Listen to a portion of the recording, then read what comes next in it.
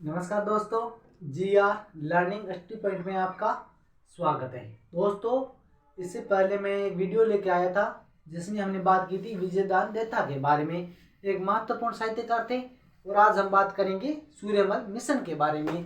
तो विजयदान देथा जी के बारे में हमने महत्वपूर्ण विशेषताओं की बात की थी और एक एक रचनाओं को, यानी कि जो कि उनके द्वारा प्रमुख रचनाएं लिखी थे, वो एक एक रचनाएं मैंने आपको बताई थी। आज हम बात करेंगे सूर्यमल मिशन, मिश्रण नहीं मिश्रण, सूर्यमल सूर्यमल मिशन।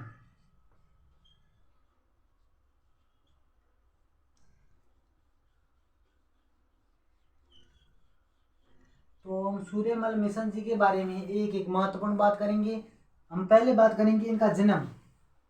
क्या? इनका जन्म। सूर्यमल मिशन जी का जन्म कब हुआ? तो हुआ 1815 में। कब हुआ? 1815 में। कहाँ हुआ? अरना गांव बूंदी में हुआ। अरना गांव बूंदी में हुआ। किस परिवार में हुआ? यहाँ से प्रश्न पूछे जाते हैं कि सूर्यमल मिशन जी का संबंध किस परिवार से है, या जन्म कब हुआ, या कहाँ पर हुआ, हरना गांव बूंदी में हुआ, किस परिवार में हुआ। तो परिवार की बात भी कर लेते हैं। प्रश्न बाहर नहीं जाना चाहिए। ओसवाल परिवार में हुआ। किस परिवार में हुआ? ओसवाल परिवार में, सॉरी सारण परिवार में। सारण या ओसवाल कह दो। सारण परिवार में, सारण परिवार में, सारण परिवार में। ठीक है। अब हम बात करेंगे इनके पिताजी का नाम क्या है। पिताजी का नाम चंडीदान है।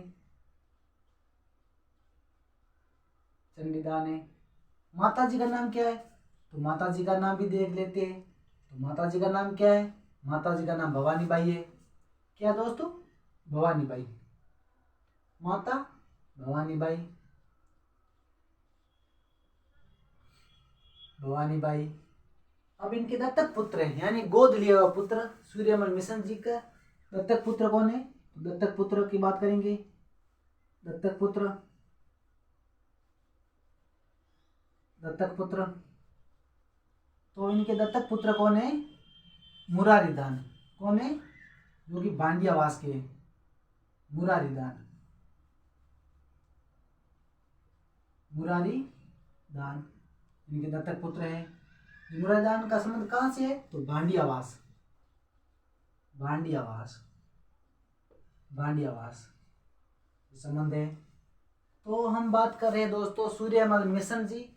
जन्म कब हुआ? 1815 में हुआ। वेरी वेरी इंपॉर्टेंट है। कहाँ पर हुआ? हरना गांव बूंदी पे हुआ। किस परिवार में हुआ? सारण परिवार में हुआ। पिताजी का नाम क्या है? पिताजी का नाम चंडीदान है। माताजी का नाम क्या है? माताजी का नाम भवानी बाई है। और इनके दत्तक पुत्र का नाम क्या है? दत्तक पुत्र का नाम बात करें तो मुरारी दान है। मुरारी दान ने इनकी महत्वपूर्ण रचना वंश भास्कर को पूर्ण किया था, यानी इनकी मृत्यु होने के बाद इसकी रचना को पूरा किसने किया था? इनके दत्तक पुत्र मुरारी दान द्वारा किया गया। तो हम एक एक रचनाओं की बात करेंगे। अभी हम बात करते हैं इनकी भाषा कौन सी है। किनकी भाषा? तो हम भाषा की बात करेंगे। सूर्यमल मिशन की भाषा है, भाषा कौन सी है? तो हाड़ौती भाषा, क्योंकि हाड़ौती का क्षेत्र ही है कोटा बूंदी बारा झालावाड़, तो हाड़ौती भाषा। और इनकी शैली कौन सी है? इनकी शैली है डिंगू, डिंगल और चंपू शैली। शैली शैली कौन सी है? डिंगल या चंपू शैली? चंपू शैली।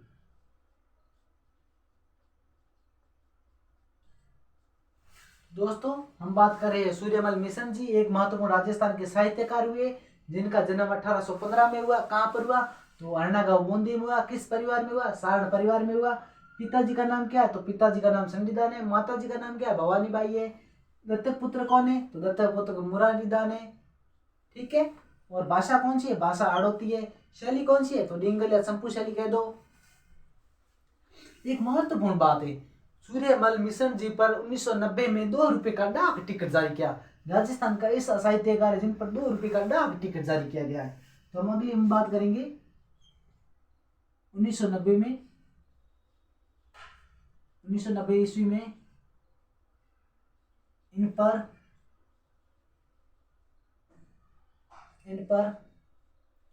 डाक टिकट जारी किया गया।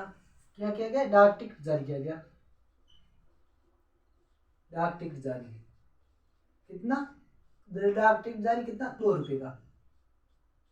2 रुपये का डाक टिकट जारी किया गया। तो हम अगली बात करेंगे उपनाम इनके। किनके उपनाम? सूर्यमल मिशन जी के उपनाम। उपनामों में बात करें तो राज्य कवि प्लस परोधा कवि कहा जाता है। राज्य कवि और परोधा कवि कहा जाता है।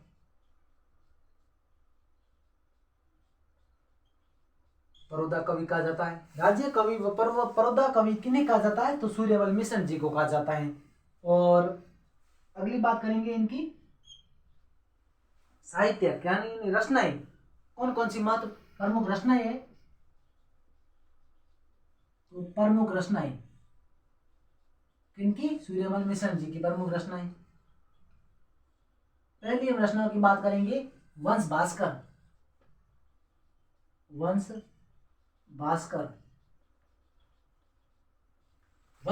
की विशेषता क्या है? तो वंश भास्कर किनके द्वारा लिखी गई? सूर्यमल मिशन ने तो लिखी, लेकिन इनको पूरी किसने किया था? इनके दत्तक पुत्र मुरारीदान जी ने पूरा किया था। किसको? वंश भास्कर को। तो वंश भास्कर 2500 पृष्ठों पर लिखी गई है। कितने पृष्ठों पर लिखी गई है?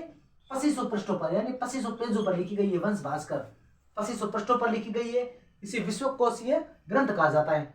क्या कहा जाता है? विश्वकोशीय ग्रंथ। क्यों कहा जाता है? यह भी मैंने आपको बता दिया कि 2500 पृष्ठों पर लिखी गई है। विश्वकोशीय ग्रंथ कहा जाता है। विश्वकोशीय ग्रंथ कहा जाता है। किसे कहा जाता है? इनकी रचना वंश भास्कर को कहा जाता है। ठीक है। और इसको पूरा किसने किया? तो इनको पूरा किया मुरारीदान ने। और इसमें सर्वाधिक वर्णन किस राजा का मिलता है? तो राव राम सिंह का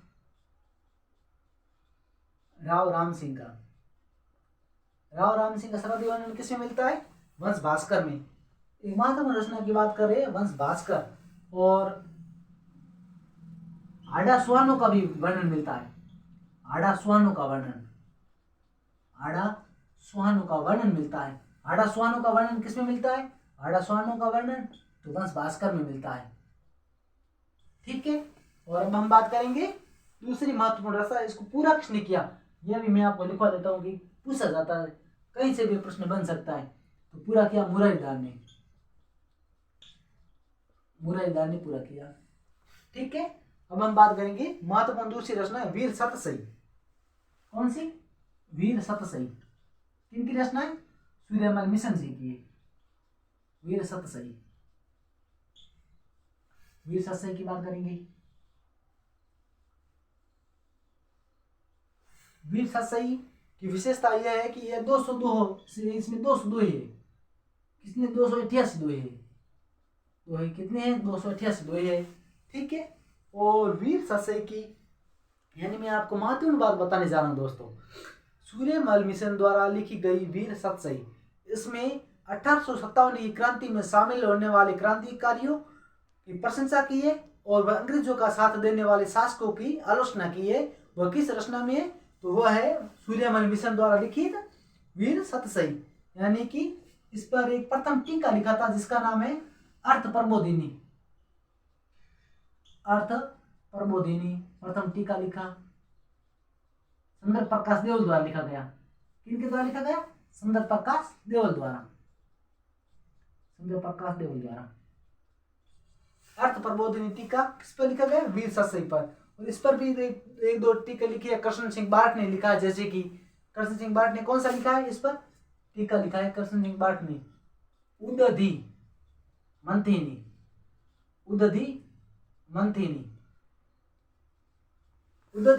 किसने टीका लिखा? कृष्ण सिंह बाठ ने लिखा। किस पर लिखा? वंश भास्कर पर।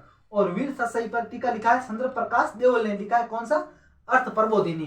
ठीक है। अब हम बात करेंगे इनकी तीसरी रचना। कौन सी है? तीसरी रचना इनकी बलवंत विलास। विलास, बलवंत विलास। ठीक है दोस्तों, बलवंत विलास के बाद इनकी महत्वपूर्ण एक रचना है, चौथी रचना है राम रंजाट। कौन सी? राम रंजाट। राम रंजाट का वर्णन, इसमें सामंती व्यवस्था का वर्णन मिलता है। किसका वर्णन मिलता है? सामंती व्यवस्था का। प्रथम रचना कौन सी है सूर्यमल मिशन की जिसमें सामंती व्यवस्था का वर्णन मिलता है? तो वह है राम रंजाट। वेरी वेरी इंपॉर्टेंट है,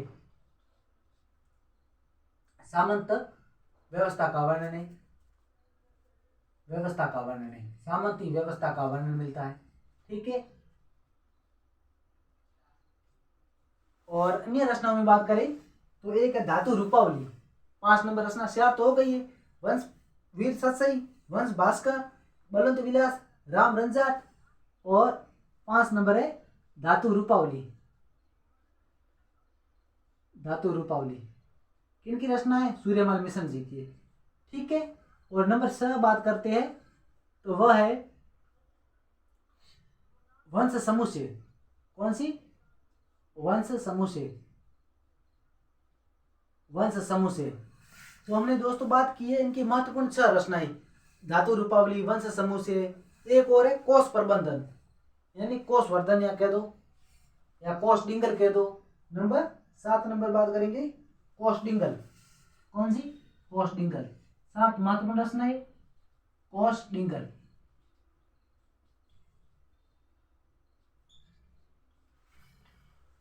दोस्तों आज हमने बात की है सूर्यमल मिशन के बारे में। तो इनका जन्म कब हुआ? 1815 में हुआ। कहाँ पर हुआ? हरना गांव बूंदी में हुआ। इनकी भाषा कौन सी थी? इनकी भाषा थी हाड़ौती। जो की शैली कौन सी थी? डिंगल या संपू शैली। इनके पिताजी का नाम क्या था? तो पिताजी का नाम इनका चंडीदान था। इनके दत्तक पुत्र का नाम क्या था? दत्तक पुत्र का नाम इनके मुरादान था। इन दत्तक पुत्र यानी गोद लिया हुआ पुत्र जिन्होंने इनकी रचना है ना वीर वंश भास्कर उसको पूर्ण किया था। और इनकी माताजी का नाम क्या था? भवानी बाई था। इन्होंने इन पर 1990 में 2 रुपये का डाक टिकट जारी किया, सरकार द्वारा किया गया। इनकी प्रमुख रचनाओं में हमने बात की वंश भास्कर। वंश भास्कर में भी हमने महत्वपूर्ण बात की है। 2500 पृष्ठों पर लिखी गई महत्वपूर्ण रचना जिसे विश्वकोशीय ग्रंथ कहा जाता है, जिसमें सर्वाधिक वर्णन हाड़ास्वानों का व राम सिंह का वर्णन मिलता है। इसको पूर्ण किसने किया? तो मुरादान ने पूरा किया। और हमने दूसरी रचना बात की, और इसमें हमने बात की थी कृष्ण सिंह बार्ट की, जिन्होंने उद्दीप मंथिनी नामक टीका लिखी। उसके बाद की हमने बात वीर सतसई 288 में लिखी गई। सर्वाधिक इसमें क्या है वीर सतसई की विशेषता?